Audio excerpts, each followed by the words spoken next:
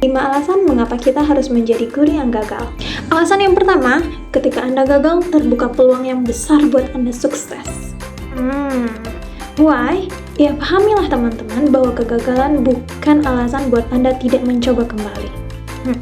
Banyak guru yang gagal, tapi mereka malah bersikeras untuk bangkit kembali. Mau jadi seperti Thomas Alva Edison?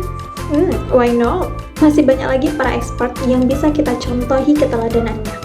Kita mungkin pernah mendengar kisah Khalid bin Walid yang kalah di medan perang ketika melawan tentara Persia. Apa mereka gagal? Tentu tidak.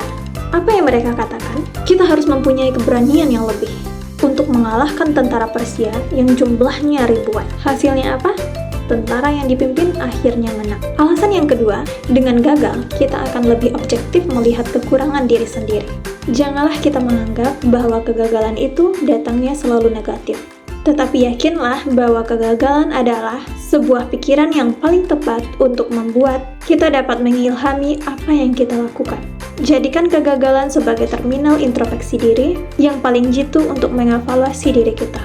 Alasan ketiga, kegagalan akan memberi nilai tambah untuk prestasi hidup. Masa sih bisa menambah prestasi diri?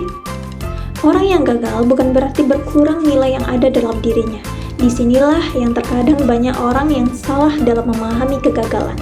Bukan berarti gagal itu baik semuanya, tapi belum tentu buruk semuanya. Semua patut kita syukuri. Tidak ingatkah kalian Wright Brother ketika mereka hendak membuat pesawat terbang?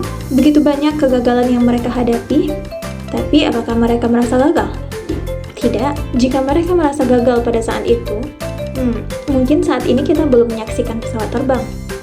Oke, alasan yang keempat, kegagalan akan membuat kita lebih mengenali diri. Kita tidak akan pernah tahu impian terbesar dalam hidup sebelum kita mengenali diri kita sendiri. Cara paling mudah untuk membuat kita mengenali diri kita adalah, ya dengan gagal dulu. Masa sih? Ya, dengan kegagalan kita akan lebih tahu sampai mana batas kemampuan berkarya, prestasi, dan karir kita. Bahkan sampai pada kehidupan keluarga kita. Karena itulah, supaya lebih comfort dan lebih fun dalam menikmati hidup, jadilah pribadi yang selalu rendah diri. Oke, alasan kelima, dengan gagal, sikap rendah diri akan terbentuk. Yakinlah teman-teman bahwa suatu saat nanti kita akan mengalami tahap evaluasi. Apakah itu prestasi kita ataupun apapun yang telah kita lakukan. Teman-teman, ujian itu hanya 2 macam, yaitu kesuksesan dan kegagalan.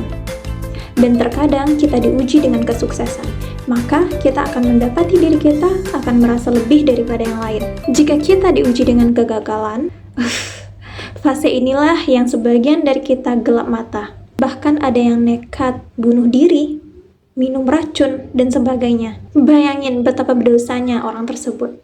Masih hidup di dunia dengan fasilitas yang disediakan, malah nekat bunuh diri.